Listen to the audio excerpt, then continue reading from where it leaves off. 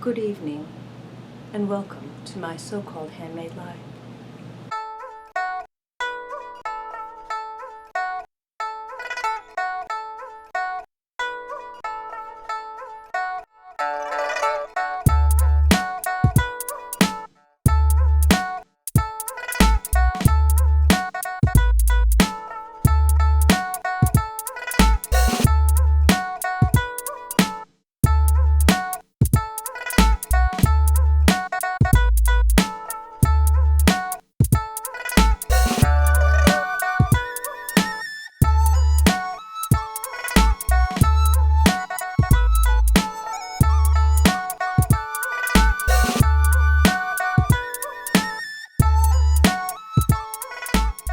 I just feel silly when I put this on.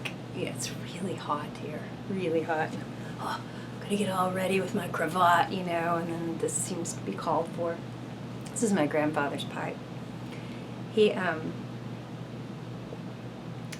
smoked his entire adult life, and then after both of my children were born, he decided that it might be a bad influence for them to see him smoke a pipe. They might smoke cigarettes. So he gave up smoking his pipes, and he just got rid of them by giving them to my children. And so they came home from a visit at his house one time with like 3 pipes.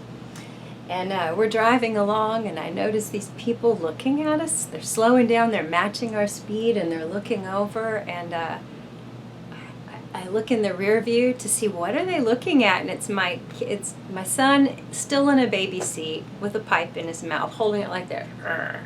And my daughter, she's reading a book, and she's got this pipe in her mouth, and she's, coloring or looking through a book at the same time. It was just really funny that was his method for not encouraging them to smoke. So, anyway, that's what that made me think of. My grandfather.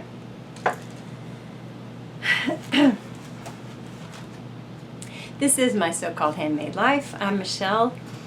I'm my so-called handmade life on Instagram. I have a blog named the same thing. And I'm Mamatronic on Ravelry. And I have all of that in the description box. So I hope you all are doing good. I'm kind of doing this late. We've been scheduling and rescheduling a meeting with an insurance salesman to talk about long-term care insurance for weeks. And he finally came today, and that was a very long meeting.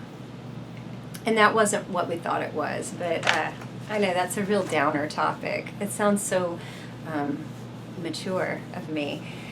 But I guess after seeing what my grandparents went through and the stress that I felt trying to figure out how to make it all work, if he had been in the nursing home any longer, I thought, I don't want my children to face that.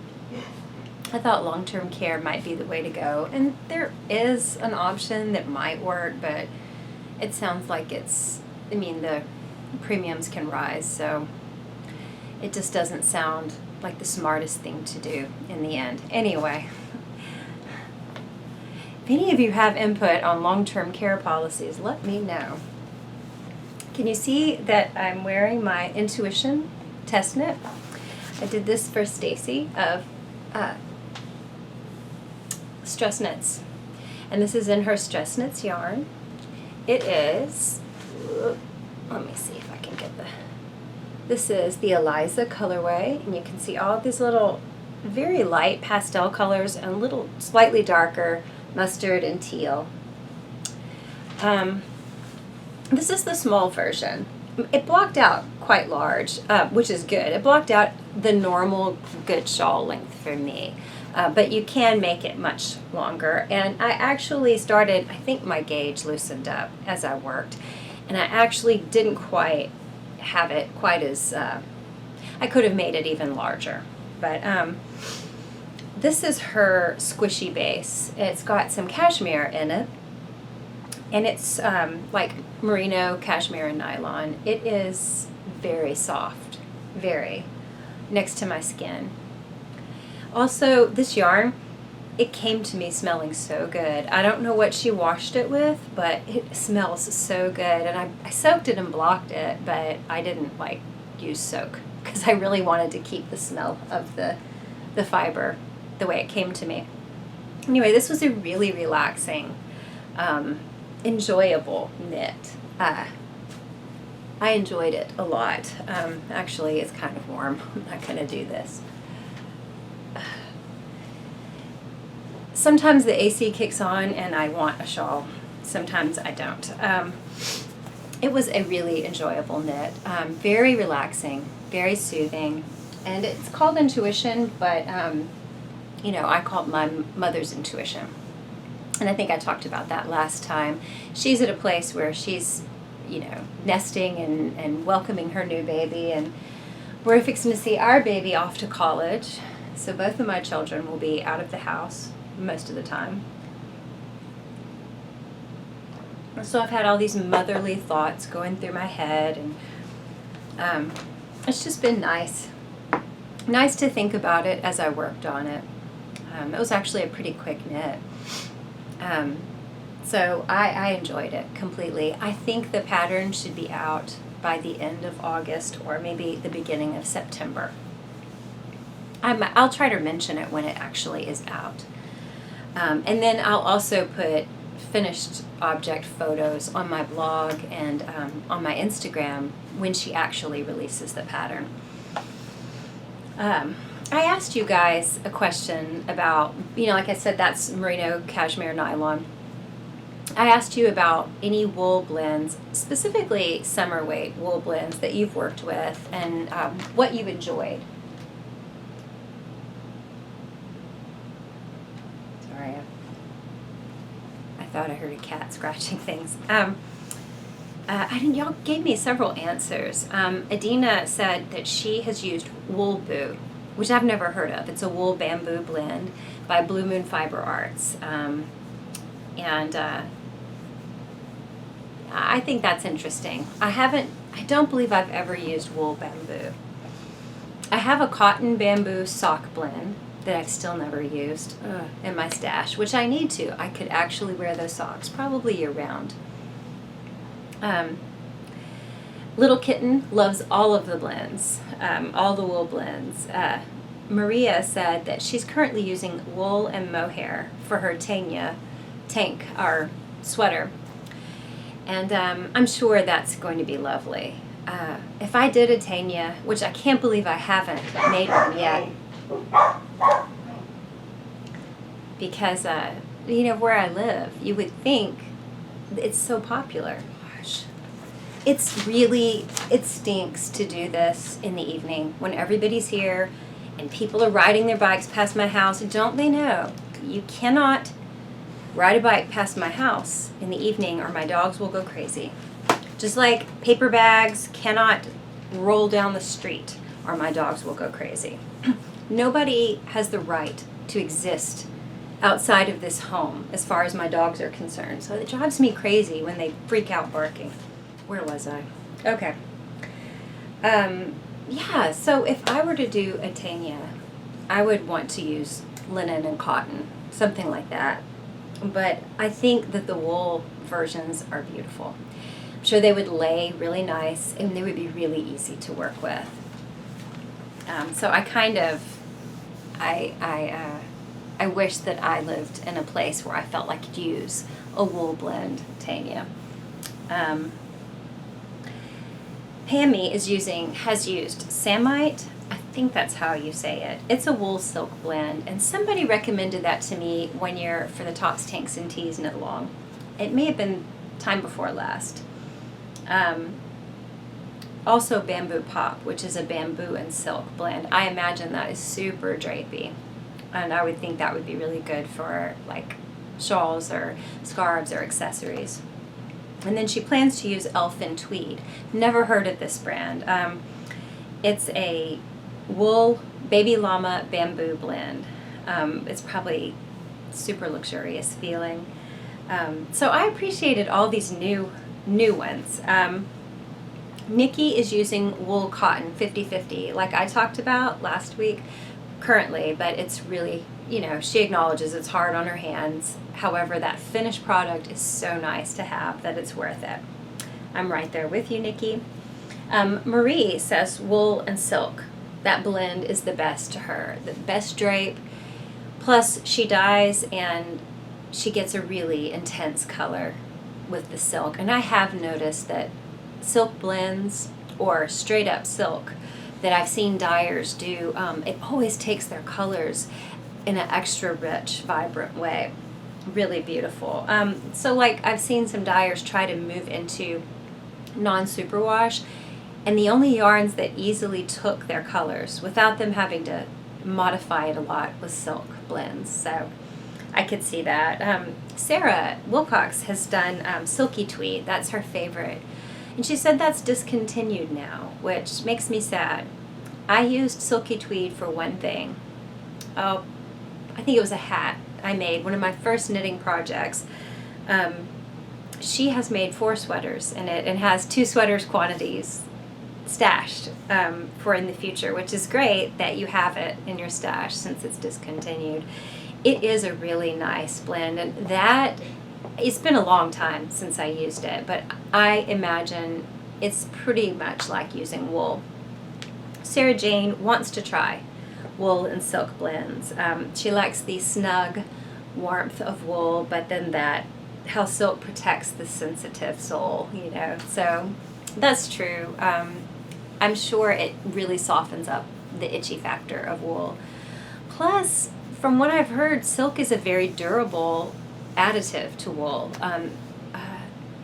So I'm thinking when we talked about non-superwash options for socks, some of them had silk in them. Silk and bamboo were 2 really big, and mohair. Mohair was another fiber I did not expect to keep socks from wearing too hard, rather than nylon. I have never used a silk blend for a sweater. I don't think ever. Most of my sweaters have been done with, I've used some Madeline Tosh, but most of them have been more budget friendly, 100% wool, like Peruvian Highland wool or something like that. So I'm excited to see what happens when I do the Floozie cardigan. Libby from Truly Myrtle just came out with the Floozie pattern, and she worked with Floozie yarns, and they did like a collaboration. And so there's some kits. Let me show you the pattern. And so, I had what I was going to be working on all set, and then I saw this pattern, and I was like, I really love it. I hope that's clear.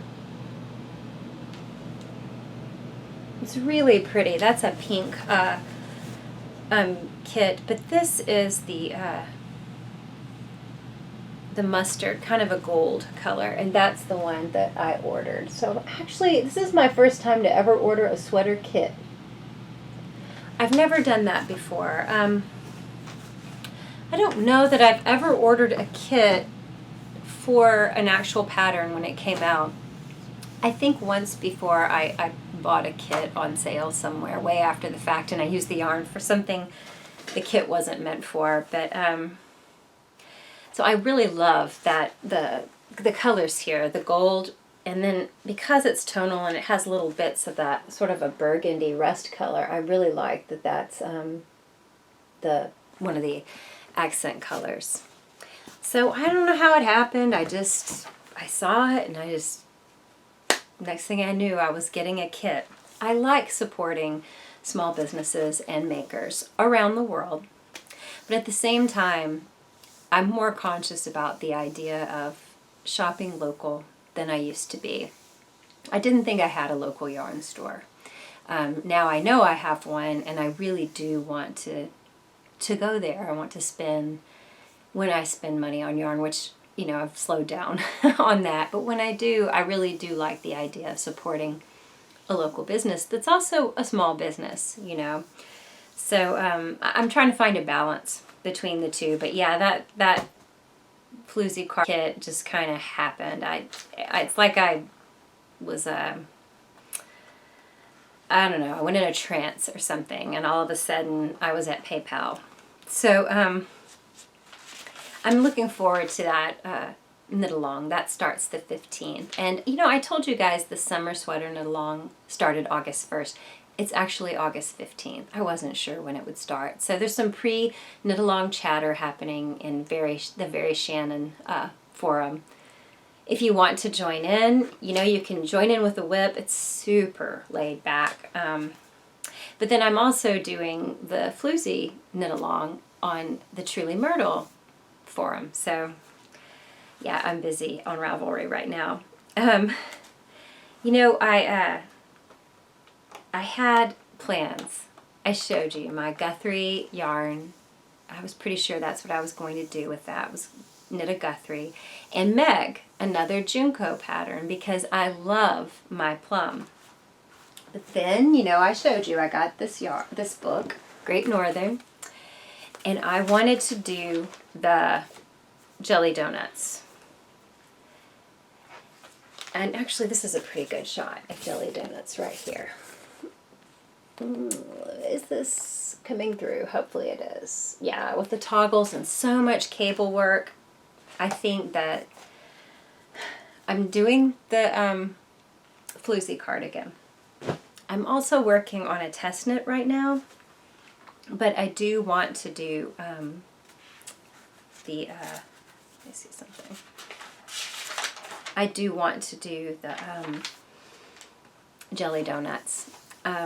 If not with the summer sweater knit along, maybe I can at least begin it for the summer sweater knit along. I have a test knit, a new test knit that I'm working on. I've been watching as Annie Lupton would show bits and pieces of this on her Instagram, and I'm just showing bits here. I mean, I have very little done of one side, but it's Fair Isle, and I'm really excited. I haven't done stranded like this in a while, and I don't know that I've ever done a stranded cardigan with some serious, like, all over body color work in fingering weight before. But this is really going to be, it's a beautiful, I mean, if you look at her, she's Boho Chic Fiber Co. on Instagram. If you look at her sneak peeks, it's pretty awesome. And so I just thought, I've been wanting to do the test knit, and when she put out the call, I thought, you know, I have some, you know, because it's fingering weight, it wouldn't take too many skeins. I have some skeins, and what I came up with was this tonal purple.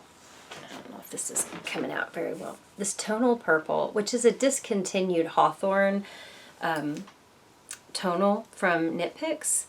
It was called Knob Hill, and I always liked it. Every time I saw it, when I'd see it worked up into socks, I really liked the way it looked. And it was really cheap. One day I bought, I made an order, and I bought 3 skeins of that. And then the contrasting color is just an off-white, and I don't remember, I think it's Pearlescence, and they still carry that. That's a Stroll tonal blend. So anyway, I'm excited about how it's coming out. I really like the look of a tonal yarn in color work. I like the way it varies, but you can still see it's definitely a contrasting color. I'm enjoying doing this, and I'm getting back into the groove of using 2 hands to knit stranded. I haven't done that in quite some time, so I did some for Sunset Highway, which I still have to do sleeves on, but just not very much. So anyway, I'm very scattered, but I just wanted to put this out. And I usually look at what I do, and I stop, and I start all the way over again. I'm not going to do that this time, so there may be a very broken flow to this episode. So I asked you guys what you're going to be doing next. I'm doing that test knit, and I want to do jelly donuts, and I still want to do Meg, and I still want to do Guthrie, and I think they will happen this fall and winter. And I'm going to do the Floozie cardigan. So I've kind of got my fall and winter knitting planned. And I asked you last week what things you guys were going to do, and I don't know if it will show up because of the glare here, but I was going to show a few of yours. Jen is wanting to do Isabel Kramer's Ready for Fall. Let me turn this. Yeah, Ready for Fall, which is that classic casual loose fit that Isabel Kramer does so well with all of her knits. That's going to be great. And let me see. Yeah, DK weight. So I really love worsted. I love how fast it knits up. It feels like bulky to me after doing fingering weight, but DK is a pretty good substitute. And then Nikki is finishing up her Mix and Match cardigan by Mina Phillip, which is a great length. That's a great long classic cardigan length. And you know, the details aren't as clear with this variegated pattern, but to me, the variegated yarn. But you can see with some of the other projects, like, I don't know, there's a little, the way the ribbing is and the collar, and it's nice. Then Sarah Wilcox was talking about O'Keefe, and I think this is the pattern that she meant. This is from that Bristol Ivy book, Knitting Outside the Box, that came from Pom Pom Publishing. I love so many of the patterns in that book. One called Woodsman, I really want to knit one day. And then Sarah Jane was saying Piper from Libby Johnson of Truly Myrtle. That's a great open front cardigan. I like the amount of cables, and what I really like is look at that ribbing up the sleeve. I love how far that goes. I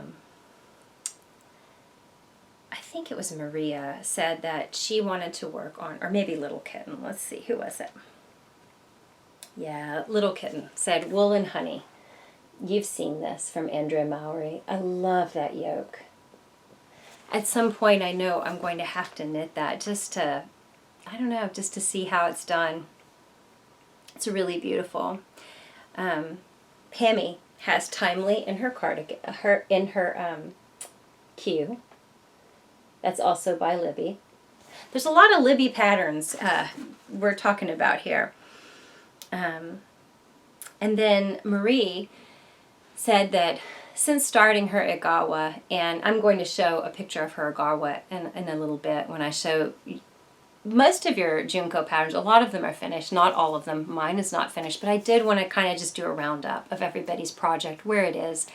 And Marie was joining us from talking on the blog with me. And since she's done Igawa, she knows she wants to do something Junko next. So I'm thinking I've shown them all. Oh, yeah. So, a lot of Libby patterns there. That's kind of neat. I love all of your choices. They're all good. Obviously, I have a thing for patterns. And collecting them is pretty easy for me. I'm really working on that. I did want to mention something to you guys. I haven't thought through like I would normally like to this episode, but I'm going to have to just get quicker about putting these out and not making it take an entire day to put it together and film it. If I'm going to be able to, you know, carry on with my life like normal. I wanted to read to you a comment that Melanie of Braid and Tinker left last week. You know, a last episode, I talked about having received a comment about being political. This was her response to that, and though I do not think I was treated cruelly, or I don't think I really got a nasty comment at all. I don't believe that person was trying to wound me. I just thought it was appropriate for a lot of what I'm seeing happening right now to people on their private Instagram feeds or their podcasts, particularly when it's something that's just their personal social media feed, they're getting a lot of flack for posting different things they believe in or causes they care about, and it's really getting ugly.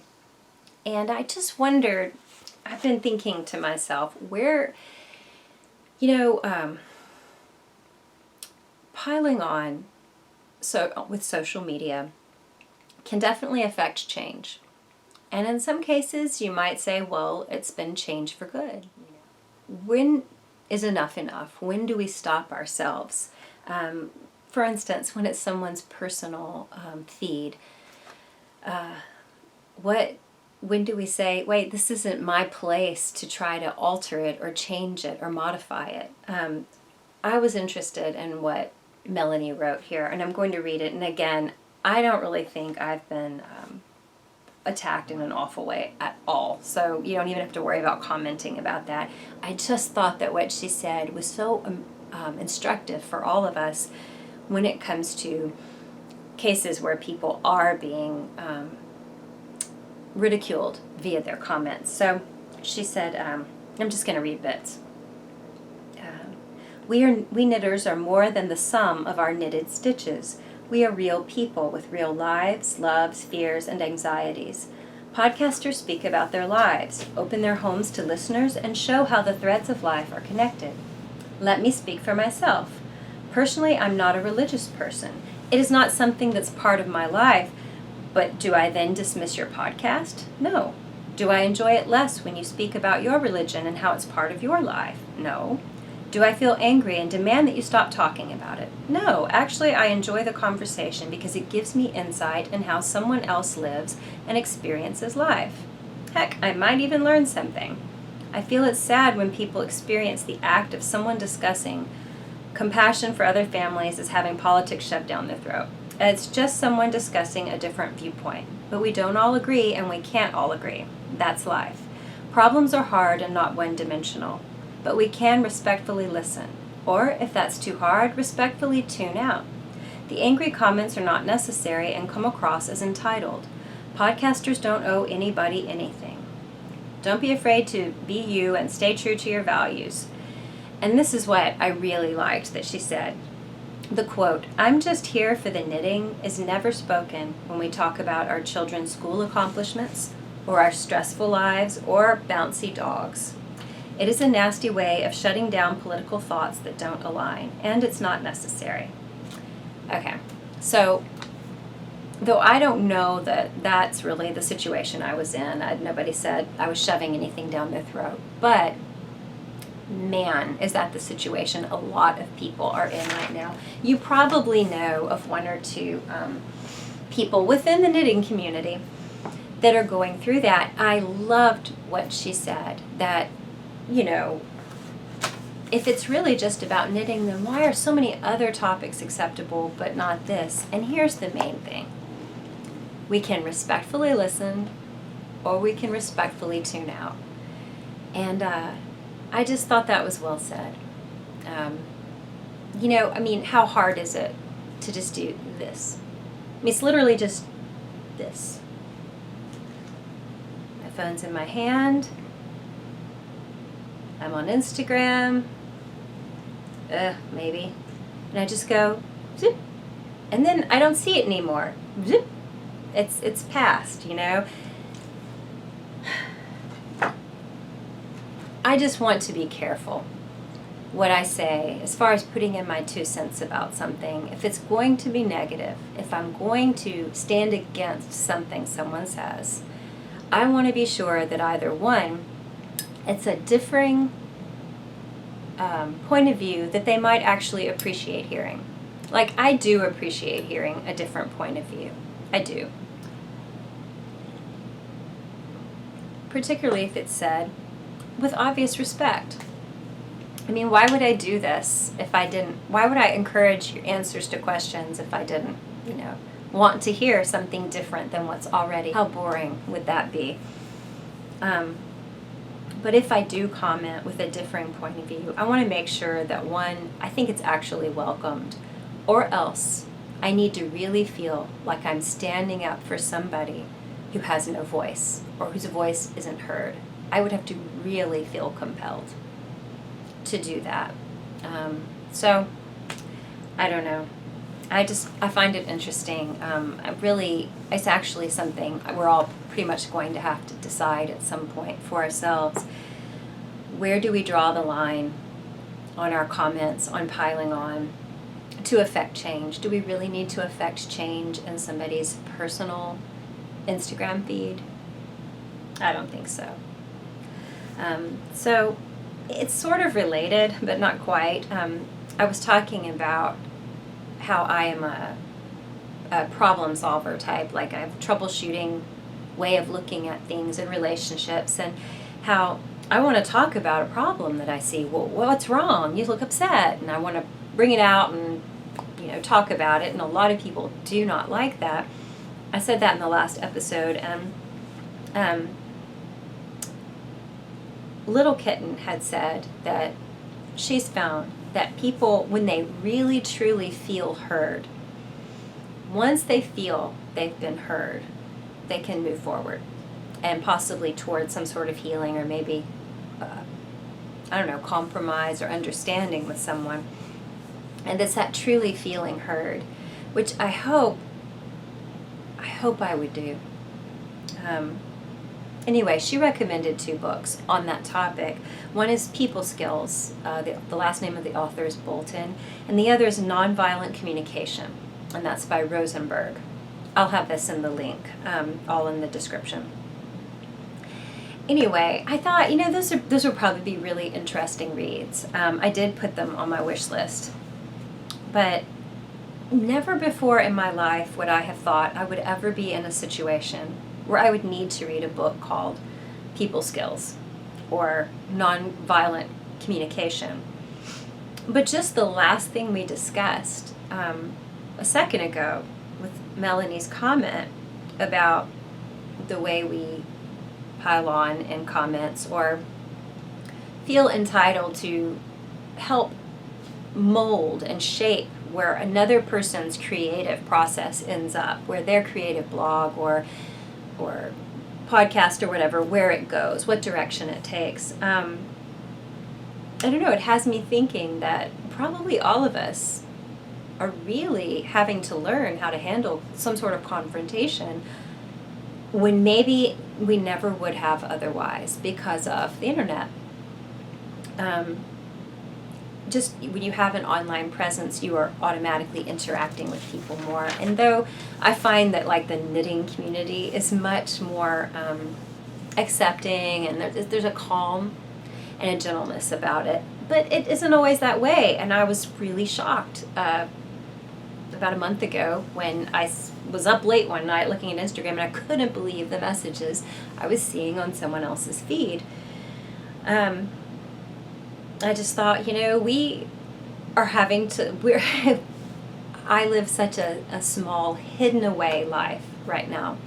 I really did, say last year or the year before. I mean, my world was very small. My grandparents, my family, that was pretty much it.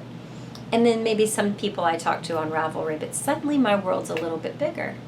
My world is big enough to have someone complain about what I speak about on my own time, on my podcast. And it's just going to get bigger. And the various sites I go to and things I do, I don't know. I appreciated the book recommendation, Little Kitten, and that's how we communicate. It wouldn't hurt to brush up on communication skills. I know it wouldn't for me. Melanie Ferraro was saying that she really appreciates authenticity in podcasts. I do too. I think most of us do, but she really craves it. I am the same. And that's why I'm okay if someone's different from me. Just if they're real. I really do like knowing different people. I like knowing about them. Obviously, I don't know everyone I watch very well, but I feel that I've come to know a lot of you by the comments and the conversations and the comments and on, different other platforms. So, I just thought that Braden Tinker, Melanie, there's two Melanies I'm talking about here, her comment when she said that she's not a religious person, but she's not offended that I am. I found that very encouraging because I wondered if people would think, quit preaching at me, girl. Though I'm not, that's how a lot of people take it. And I always wonder, how I'm perceived. I wouldn't let it change me, what I say, but it might make me just say, well, why bother speaking out? Why bother with a podcast? I appreciate that there is someone else, that there are plenty of people out there who, they're not just unoffended by our differences, but they're actually challenged and maybe excited to know someone that's different and has a different perspective. So that led me to think about, Katinka has left comments here before. Katinka has Akhenatok Create. I think I'm saying Akhenatok correctly. Akhenatok Creates is her podcast, and she's only done a few vlog episodes and a few podcast episodes. Then she released more recently, one, and I think it's like a new format that she'll be using in the future. I really enjoy hearing what she has to say. She's like a master seamstress and does a lot of things from scratch. She was talking, and I'll have a link to the episode in the description, but it's like 3 months ago, her most recent one. She lives in South Africa, and there are a lot of cultural groups, even tribal groups, true tribes, where she lives. And she was talking about those barriers between us, obvious cultural barriers, and how you can just feel the wall go up. It's not necessarily like hate, but just you're different from me, I'm in my world, you're in your world, and we're just kind of living side by side, sort of parallel worlds. And she was talking about how she was in a waiting room, I believe, or she was waiting for something. It wasn't like the DMV, but something like that. And the woman who was waiting on her behind the desk was from a different culture, and she felt the invisible wall there. And so you need to go listen to her talk about it. The whole episode was really good. So she sat down and she started her knitting, and before long the woman asked her some questions, and next thing you know, the conversation starts about, well, she's making a sweater, and then it just went off into other directions, and there was a real connection made. And she was interested in talking and thinking about how we make connections, we cross barriers with our crafting. And I wondered if you guys have ever done that. I could think of an immediate, I'll try and show a picture here.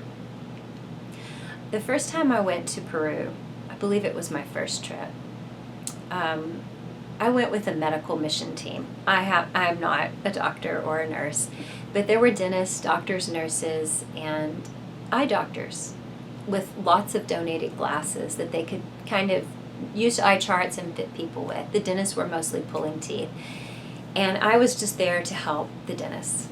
And the second time I went, I did like an evangelism thing where we put on skits and played music and entertained people. But one thing I tried to do the whole time was to help people feel comfortable, because it was nerve-wracking to be put in the hands of strangers that are nothing like you culturally. And these people were in the Andes Mountains, very closed off in general to strangers. We looked different. I was like an Amazon compared to them, and I'm of regular height here in the States. Everything from our skin color to our features to the way we talk, our language, we were completely odd. And though there was some interest in us, it wasn't, there wasn't a trust yet. The second year which was actually the third year a group had been, there actually was excitement and trust about us coming back. And one young woman remembered me, and I remembered her, and it was kind of neat. But that first time, there really wasn't. And one thing I could connect with people about was my knitting, because the women there, they made a lot of their clothing, and they made things especially to sell. They used real wool often to sell. Some of their own clothing was made with inferior quality of acrylic blends because that's what they could afford. That's strange. But I remember I saw different women. I was wearing a knitted cap that looked kind of Rasta-like, and it had a little visor that I had knitted over to cover the visor. A little visor came out, and they would want to touch it and talk about it, and I'd take it off, and I would say, through the interpreter, or maybe just fumbling around, I would say, I made this. And they would be like, really? And I could see interest, because we had a common craft. And one time I saw a woman sitting and knitting. Her husband was sitting next to her. They were on little stools on the side of the road. They may have had a little cart they were vending from. I don't remember. And I walked up to her, and I pulled out my bag, my knitting out of my bag, and I asked through the interpreter, can I sit and knit with you? And her husband jumped up and he gave me a chair. That's just really, I don't know that would have happened normally, but they were starting to feel warm toward our group and a little more safe around us. And I think the fact that I wanted to sit and knit with her, I do think it made a difference. And her husband, jumped up and offered the chair, whereas they might have just kind of been before. I noticed, I felt like it was an in with people, coming to know them. So, and also humor. Anytime I can make a fool of myself, people tend to like that. So that's an obvious one I remember, which was actually truly two different cultures, and the barrier kind of eased up when I pulled out crafting. But I found that when I pull out knitting in any doctor's office, any waiting room, there is usually someone who is sitting quietly, would have kept to themselves the whole time. They want to ask me questions.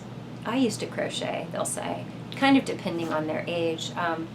Or my mom does that, or how do you do it? And then it gets a conversation going every single time. So if you ever think, when I get there and I have to wait 30 minutes, it's no big deal, I'll get a lot of knitting done. I just never even think that, because the minute I pull it out, somebody's going to want to talk about it. And so it becomes a conversation opener, an icebreaker.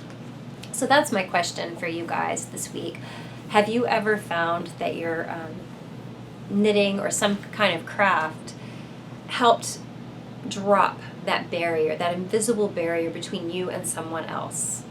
Be it a different culture or just, I don't know, just a isolated kind of a gap between you and another person, maybe an age gap, I don't know. So Maria asked how I balanced. I don't quite know how it was worded. She said something about balancing the knitting time with the family, with the social media stuff, and keeping up with podcasts and all of that. And she asked how I was doing it, and I can honestly say I'm not doing it very well.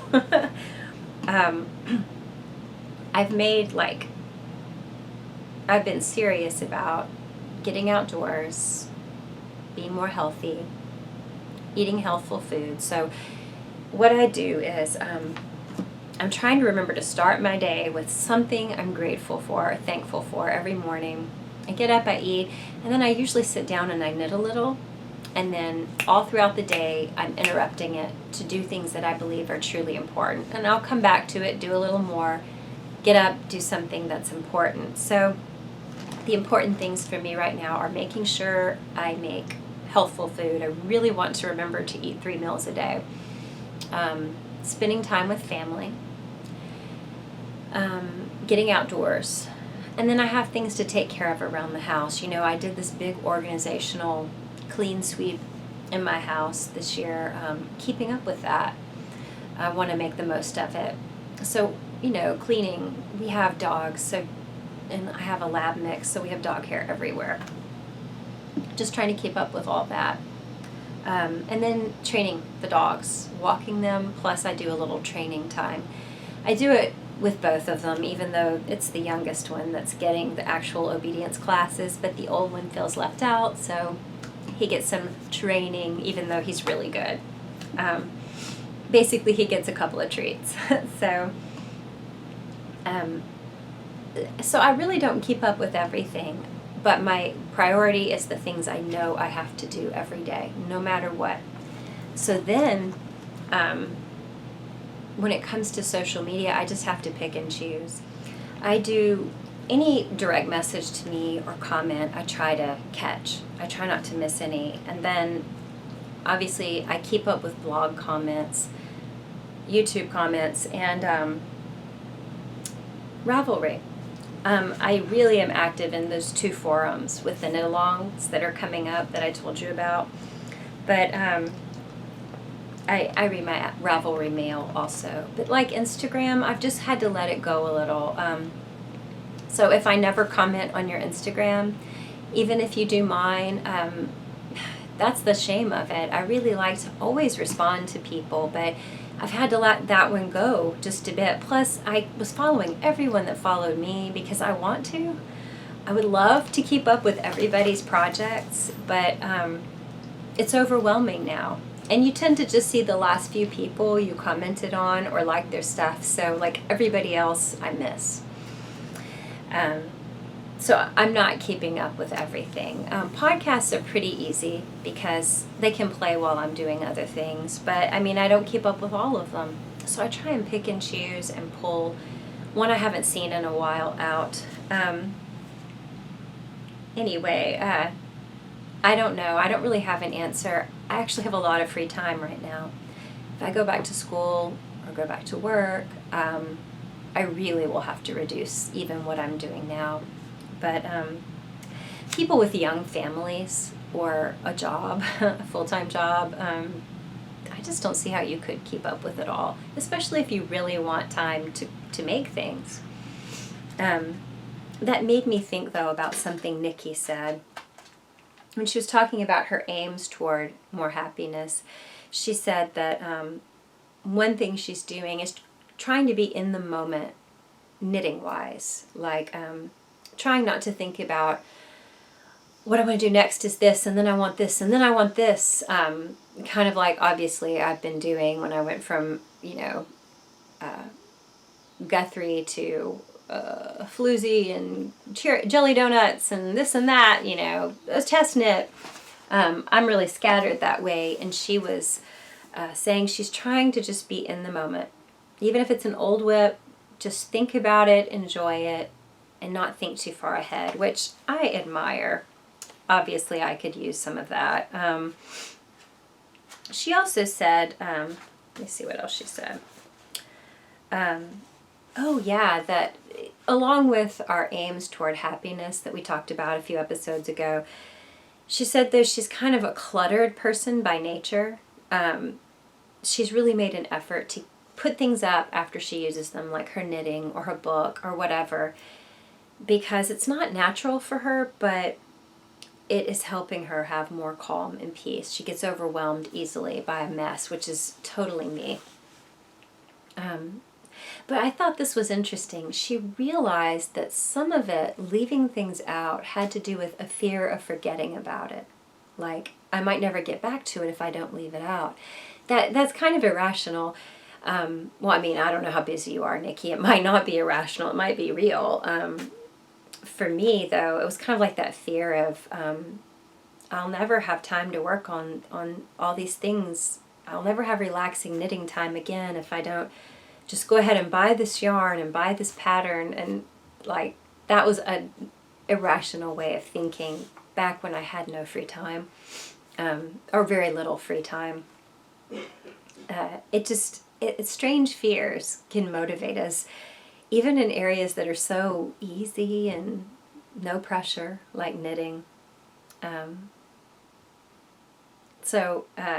She also, that app, I think it's called Day One Journal app, that Jen recommended, and I talked about it in the last episode. She's been using it to track her negative thoughts. She just records them, and then she can really analyze them, look at them objectively. This doesn't make sense, which really does break the power of those negative thoughts. That is a smart way to use that app. That is something that no matter how busy we are, we could make a second for that. And I encourage you, if you are having a time of stress, we're having worried, negative thoughts, that might be a great way to keep track of them, because we always have our phone with us, you know?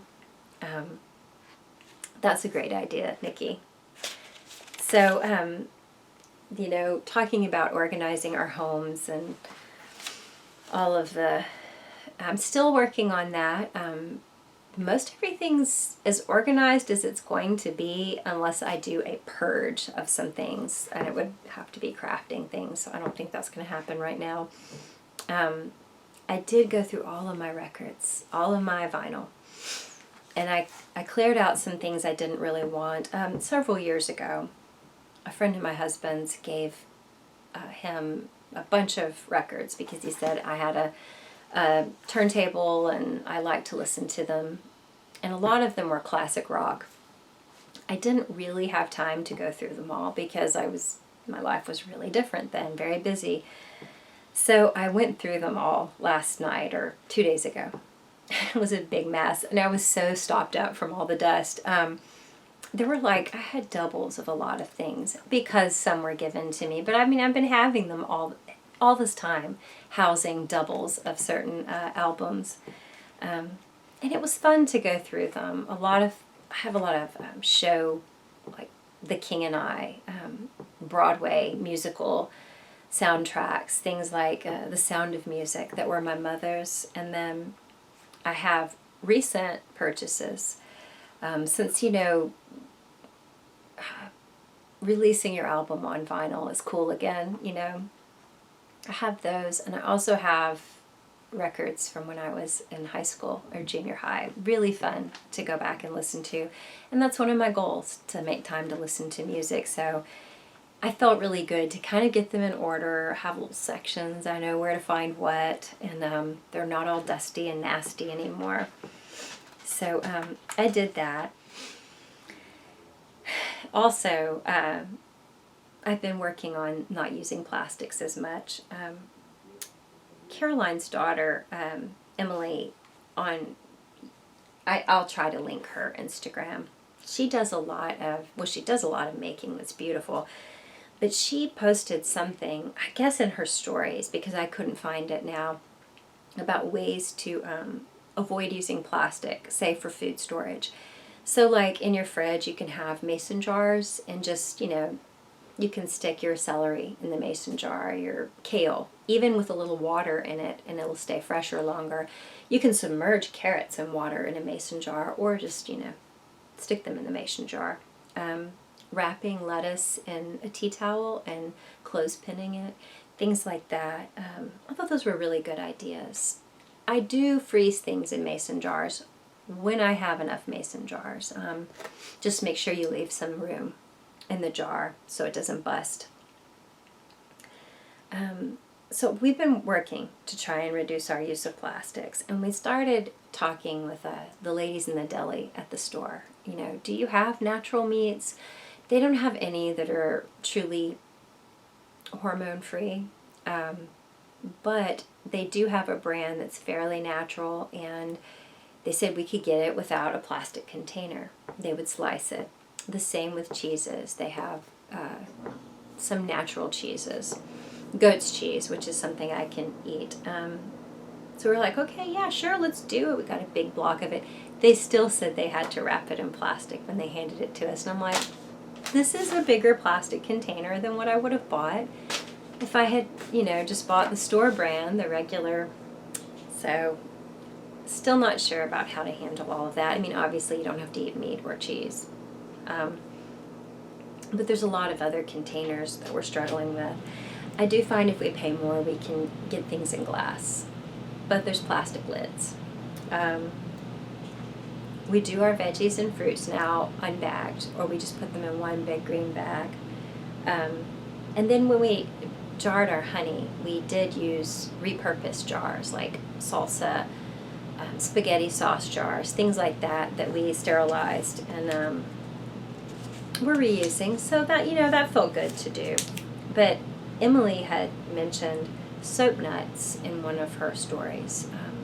I've never heard of soap nuts before, but it's like a pod from a plant, like a seed pod or something. And they've been used, they kind of foam up when they get wet, and for generations people have washed clothing and things with them. Never heard of them before.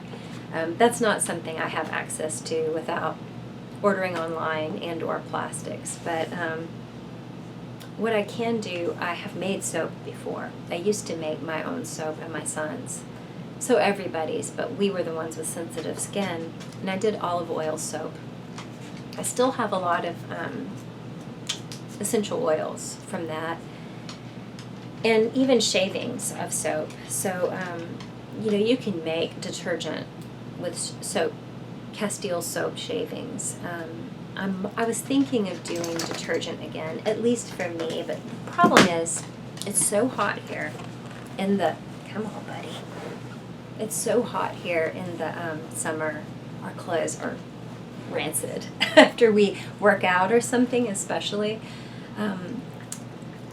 Homemade soap does not get them fresh smelling enough, especially if somebody's been sweating all day. So I'm not quite sure about that, but if any of you have ideas, let me know. I did hear that Zote soap was good for homemade laundry. I just don't know that it would be any better than the Castile soap that I was making. And then I've made dishwasher detergent before. But since we're not using our dishwasher, rarely ever, I don't really see a need for that. So anyway, those are some things on that front. Do you guys have any interesting storage ideas to avoid plastics?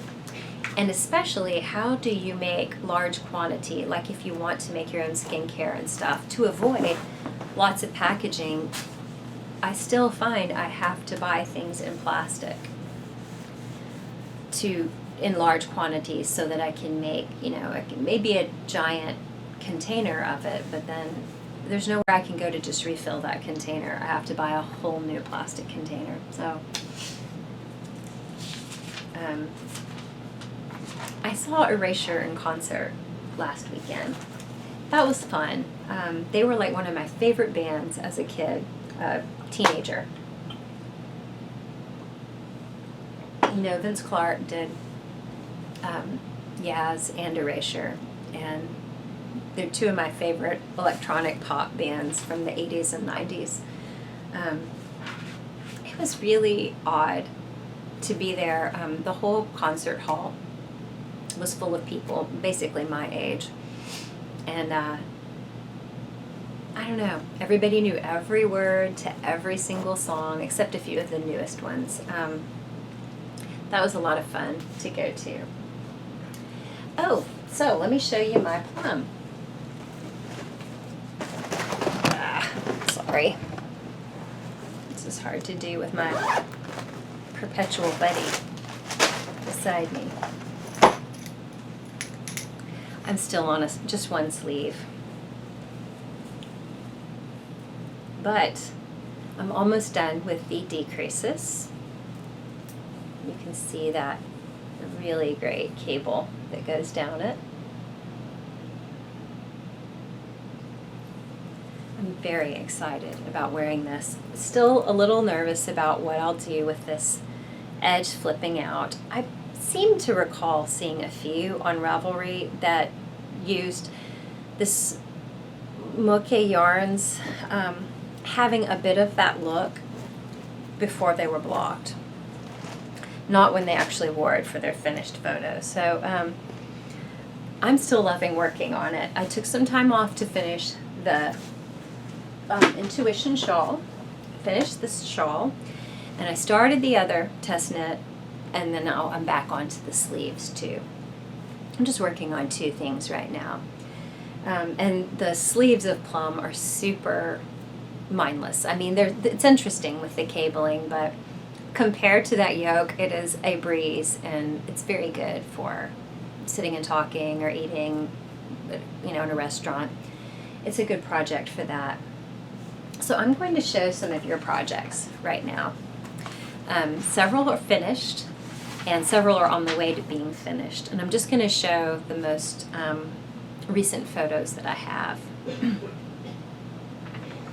And I think maybe one person I haven't heard back from for what their photo was.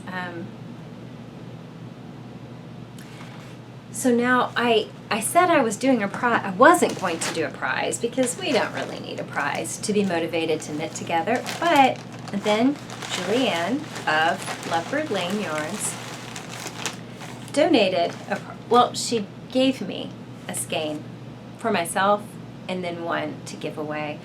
And it is a self-striping colorway called Michelle, named after me. And I think it's a very good representation of colors that I wear, things I wear, especially the blue with the blue jeans all the time. I haven't started knitting mine yet. I have to finish another pair of socks. It's almost done, and then I can go on to this. Socks are my movie project when I go to the movies, and that's what I did when we went to see Mamma Mia. So I had that, and then I had this little Maker's Merch member of the Maker community badge also for the winner. And I did put everyone's name together, and I did a random number drawing, and I drew Am's Knits on Instagram. And she is doing Plum. Let me pull her up here. Let me see if she's gotten any further. Yeah, she's past the yoke. I may have shown the last photo that I showed of hers, but you'll see it here. Anyway, congratulations, Amber. And I will have already contacted you by the time this is here, but to get your address and everything. Thank you, everybody who knitted and chatted with me via Instagram. I mean, we're a small little group, but we probably had nine people working on Junko Patterns, I would say. Let me look here.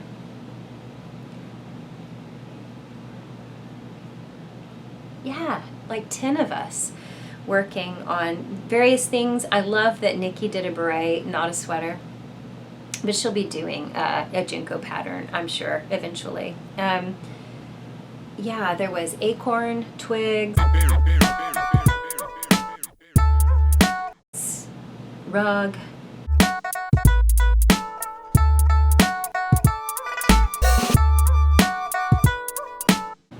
plum,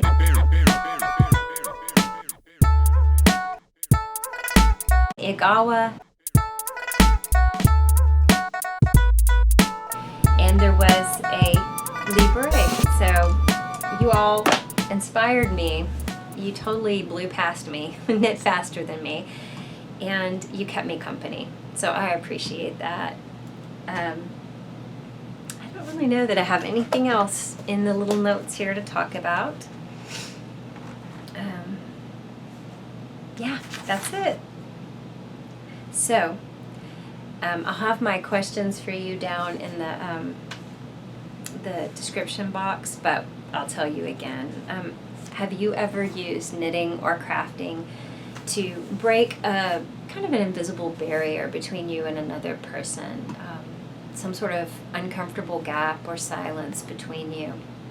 I would like to know the story or one way that you've done it. Be it a cultural barrier or some other, these barriers that we create. So have a good week, and I'll talk to you next time. Bye.